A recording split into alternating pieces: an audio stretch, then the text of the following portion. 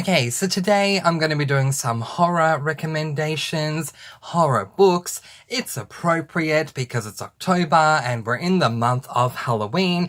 And despite the fact that we actually don't officially celebrate Halloween over here in Australia, some people do celebrate the holiday, but it's not officially recognized, and most people in Australia, in my experience, don't celebrate the holiday. Despite that fact, I love my horrors and so tend to read a lot more horrors in October.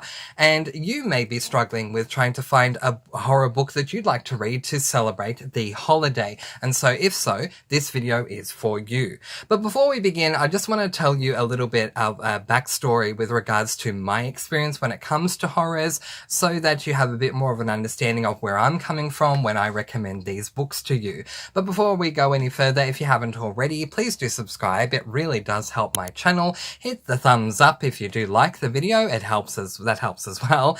And hit the notification bell, ding, so you can get all those notifications. And if you have any comments, thoughts, and or questions, I really appreciate all the questions asked and all the comments left down in the comments section. Down in the comment section below is the place to leave it. All right, so I'm going to jump right into this backstory because I don't want to spend too long on it, but I do feel that you need to hear this in order to understand where I'm coming from when I make my horror recommendations, because no two readers are exactly the same. Everyone has different opinions, and so some people would want a different sort of recommendation when it comes to a horror compared to what I'm going to recommend. And my earliest memory was in high school.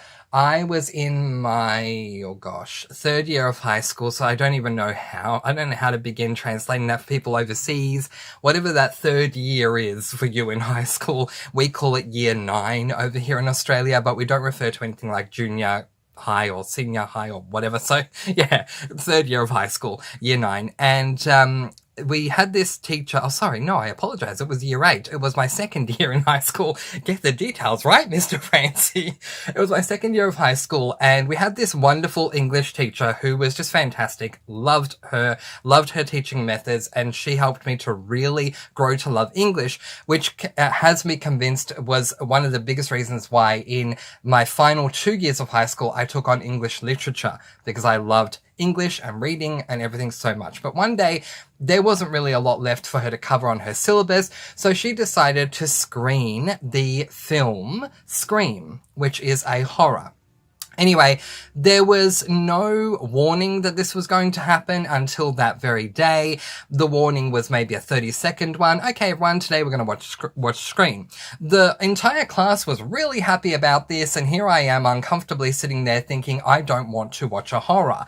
A big part of this was because I'd never seen a horror before, and I'd heard a lot of different things about horrors that didn't excite me, but I'd also heard of a lot of different things that horror movies can do that will affect the mind in a certain way, and I did not want to experience that, especially being as innocent as I was, because I grew up very innocent when it came to horror, the horror genre.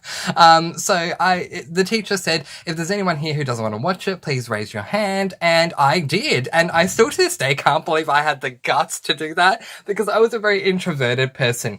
Anyway, what the teacher ended up doing was having me turn my chair around the other way so that I could face the wall, which, I mean, in hindsight now as an adult, I'm thinking, why didn't she let me go to the library and read a book? But anyway, and ultimately I had her explain the movie to me, because turning around to face the wall, you're still hearing the screams and what's going on. But anyway, my point being, even then I was scared to watch horrors.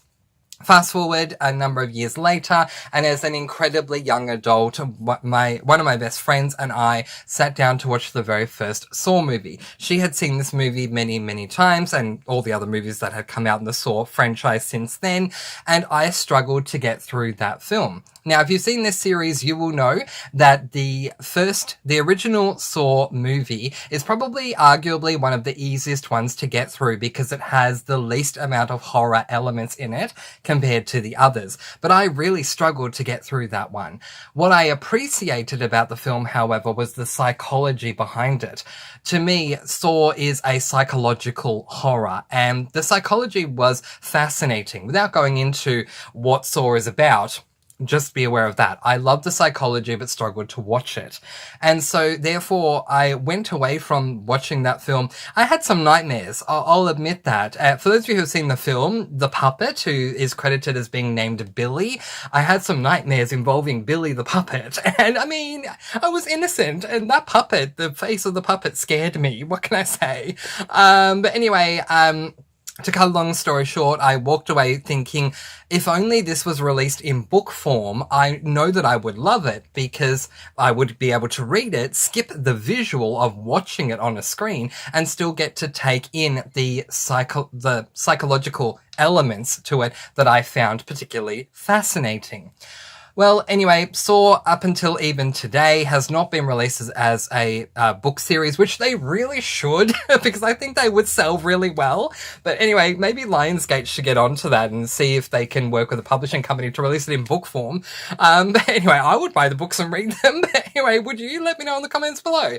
But anyway, I ultimately grew up, became much more of a mature adult, and one day decided to force myself to binge watch all of the Saw movies. I made sure to do it during the day just to ensure that there would be no psychological issues because I'm watching it at night. And eventually my love for the psychological side definitely won out, and I am not only completely up to date, but I'm very eagerly anticipating Saw 10. For those of you who are Saw fans but did not know this, Saw 10 is coming out very, very soon. I'm so excited and cannot wait. So, now that you know all that, quickly moving into the final thing I want to discuss before I give you my recommendations. In January of 2020, I started my BookTube channel and had a goal to read a certain amount of books by the end of that year. By the time I got to March, I realized that I wanted to expand on the genres that I was reading, and so I wanted to try and read one of everything. At that point, I was reading mostly fantasy, so in March I wanted to read fantasy and sci-fi and classic and horror and dystopian and whatever else. So I ended up putting a middle grade horror and an adult horror onto my March 2020 TBR, and if memory serves correctly, the middle grade horror was My Hairiest Adventure by R.L. Stine, which is a book in the Goosebumps series, and my adult horror was The Bizarre Book of Bad Dreams, to think about there, by Stephen King. Both of these books incredibly let me down. There was nothing at all interesting about the My Hairiest Adventure until the second last page, and then it just kind of ended very quickly, so it just completely let me down and got 1 star. The Bizarre Book of Bad Dreams is a great way to be introduced to Stephen King because it is a compendium of short stories that Stephen King wrote. The majority of which really did let me down. I went in fully prepared to be grossed out, freaked out, creeped out, convinced to leave the light on, and convinced I was going to have a nightmare, and none of these things happened for me, so I was very much let down. I then, based on a recommendation that a fellow booktuber gave me, ended up picking up Pet Sematary by Stephen King, and this incredibly let me down too. Whilst there are some horrific moments that occur towards the end of the book, there is so much filler that occurs in the lead up to this horror. I'm not giving away spoilers, just saying very spoiler-free-ish. There's so much filler that leads up to the horror that I found myself to be completely bored. And then when the horrific elements finally came, I was very much let down by those horrific elements. I found out later on that Pet Sematary is more a study in grief and loss rather than looked upon as a horror, but still it let me down. I did pick up Misery by Stephen King, and I did love that book. But it wasn't until I picked up another book, which we'll talk about in just a moment, that I finally found a horror that I liked. And so the reason I'm bringing all of this up is because the recommendations I'm going to be providing you in this video today are recommendations of full-on adult horror.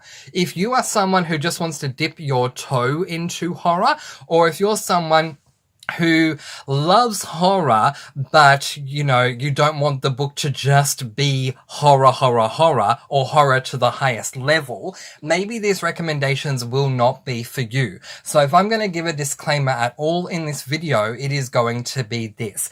Please do your research on any of these books that you like the idea of or the sound of before you actually pick them up, because all of them have very high quality, high level horror that occur in them. But that's because that's what I wanted. For me personally, if I pick up a horror and it doesn't creep me out, freak me out, gross me out, convince me to leave the light on, or convince me I'm going to have a nightmare, to me personally, it is a waste of time me reading that horror when it's more of a thriller or a contemporary that has a little bit of a thriller element somewhere along the way. I might as well pick up a thriller or a contemporary in that case. So here we go. Here are my hard-hitting horrors. I mean, we can say hard-hitting contemporary, so why not create a subgenre of horrors and call them hard-hitting horrors? So here are my hard-hitting horror recommendations.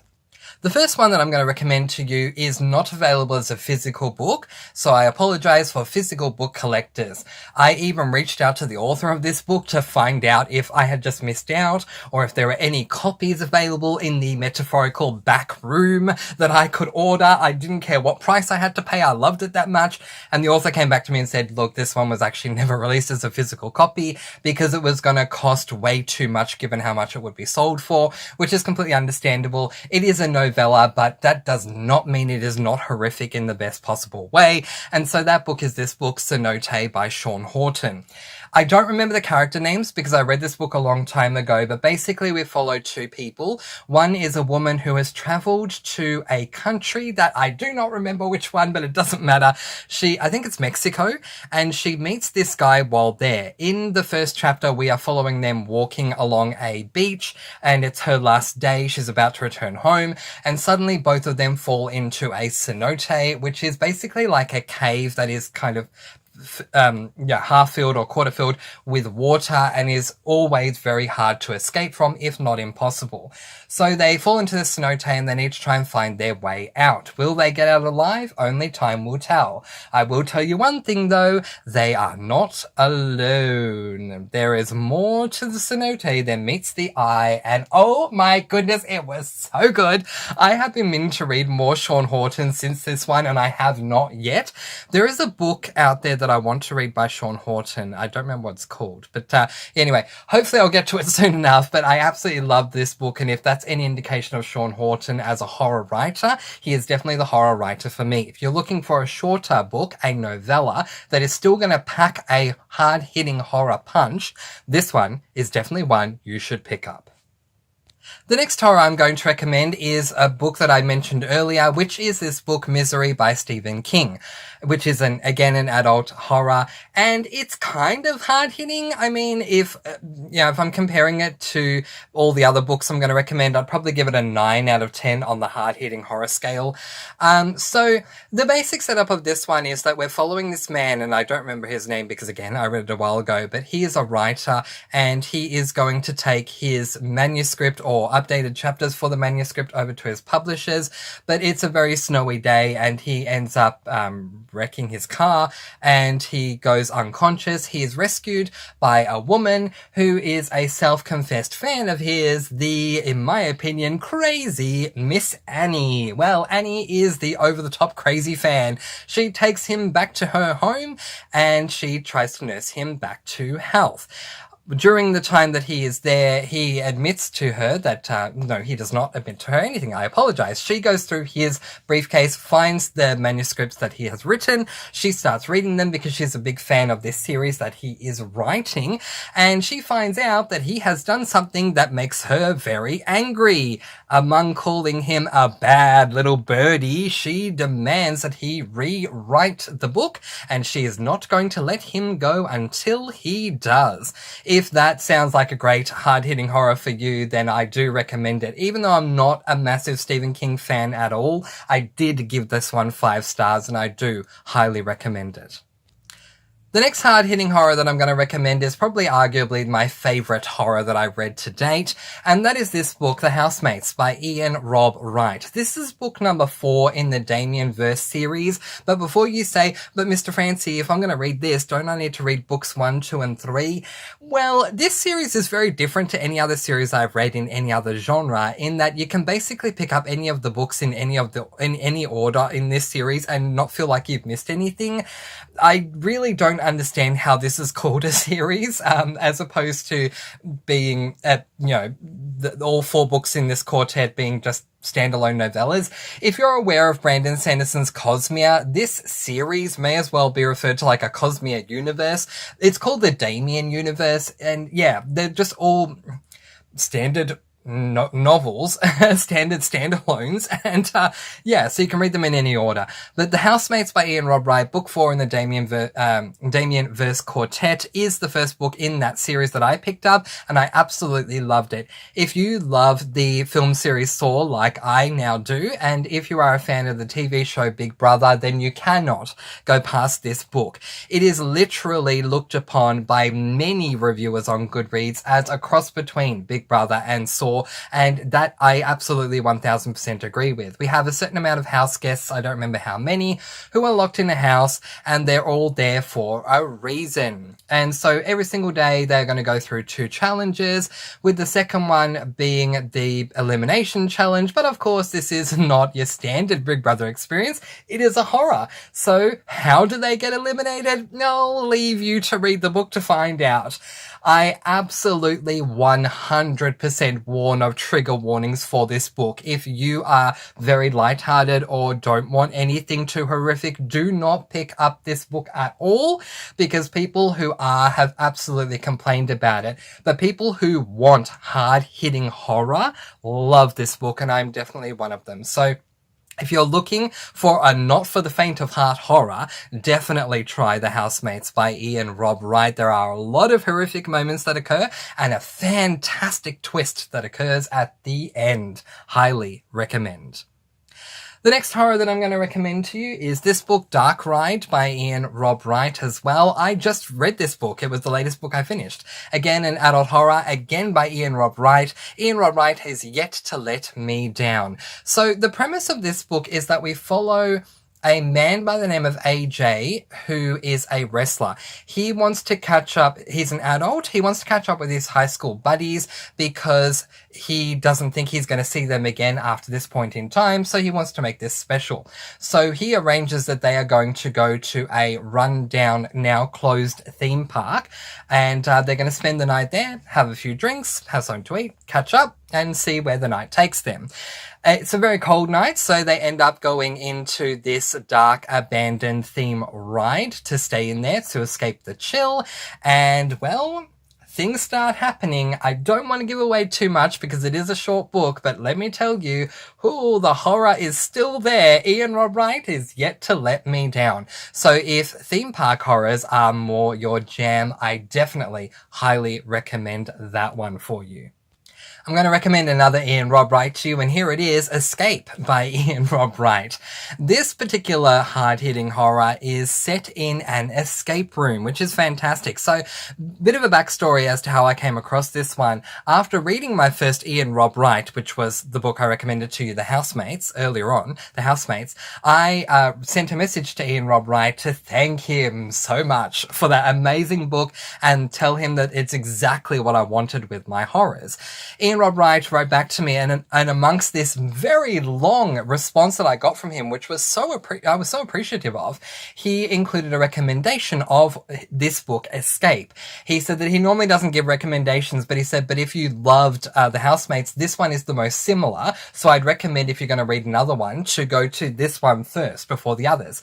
And he was absolutely right. What I ended up doing was I finished the Damien verse series first, then picked up Escape, but I just thought it was fantastic. As I said earlier, it's set in an escape room, and if an escape room horror sounds like the book for you, then this is definitely one to go for. If you have seen any of those escape room films, literally called Escape Room and I think Escape Room The Champions, and you liked those films, then I think you'll definitely like this horror. If you haven't seen those films, but you love the idea of a horror set in an escape room, then you will love this one as well. It took me a little bit to get going with this one, but once everything did get going and once I felt very grounded in this particular world and book, boy, was I in for a fantastic ride. Again, with it being Ian Rob Wright, it is 100% a hard-hitting horror. So, not for the faint of heart, but definitely one that I highly, highly, highly recommend.